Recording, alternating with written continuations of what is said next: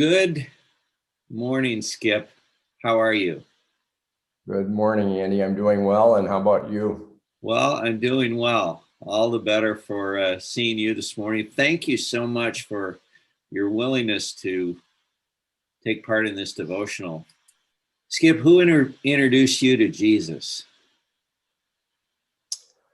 Well, I describe my story as kind of a mountaintop type experience because it actually took place up at Whitecap Mountain in the Upper Peninsula of Michigan.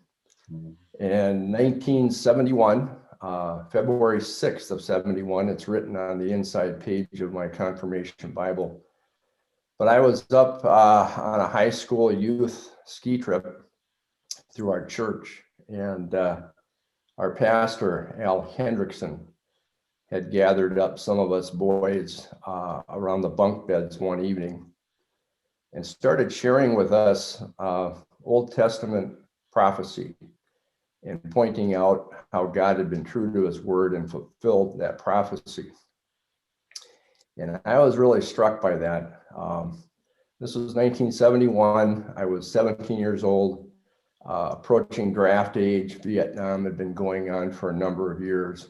I probably read a little too much Life magazine. I remember pollution was a big threat back then, Love Canal.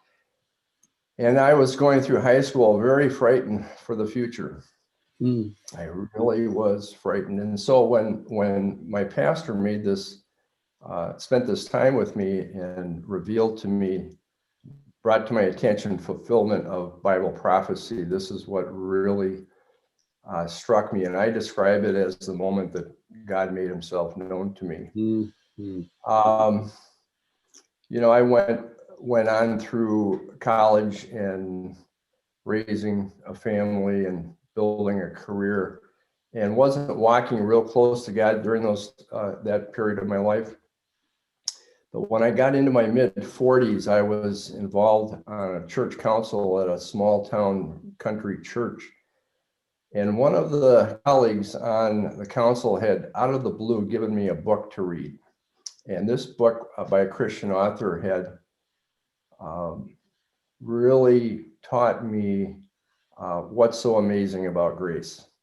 And when I came to understand grace, it powerfully spoke to me of the love that Jesus has for me. And that's when the head knowledge went to my heart. And from that point on, I've been involved in Bible study regularly, and certainly the last 11 years of CBS, I've just grown deeper in my knowledge and understanding of God, and I've learned to love him all the more as a result of that. Hey, I remember that book, What's So Amazing About Grace. That's a Max Lucado book. Is that right? Philip Yancey, actually. Oh, Philip Yancey. Philip Yancey. Yep. Okay. Yep. Yeah, I read that one long ago and couldn't remember who it was. So what's happened to your fear since meeting Jesus? Well, I don't live in fear, that's for sure. I started a new journal recently here, and it's a leather-bound book, and on the cover, it has stamped on it a very simple statement. It says, "Love God, live free." Oh, yeah. Love God, live free. Yeah. And when I look at that, I just smile, because I know that freedom that comes from knowing God and loving him. And so the fear just isn't there. I live in real peace as a result, and it's a freedom that I wouldn't trade for anything. That's wonderful. I agree. How has this study of John affected you this year?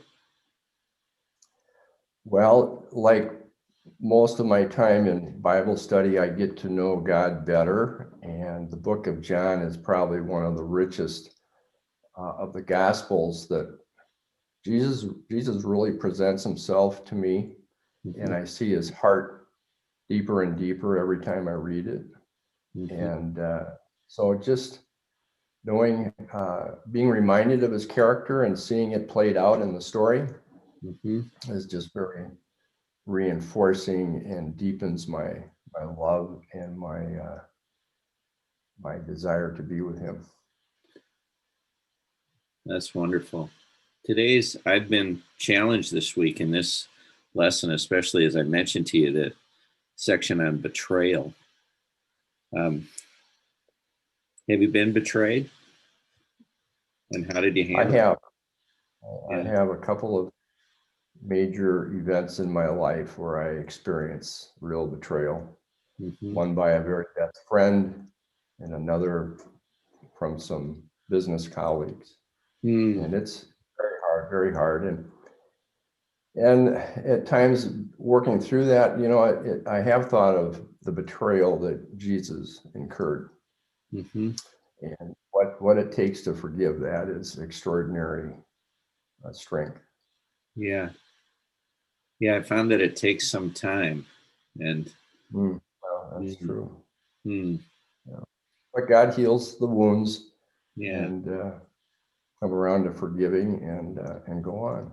Yeah. He sure does. Skip, I so appreciate you and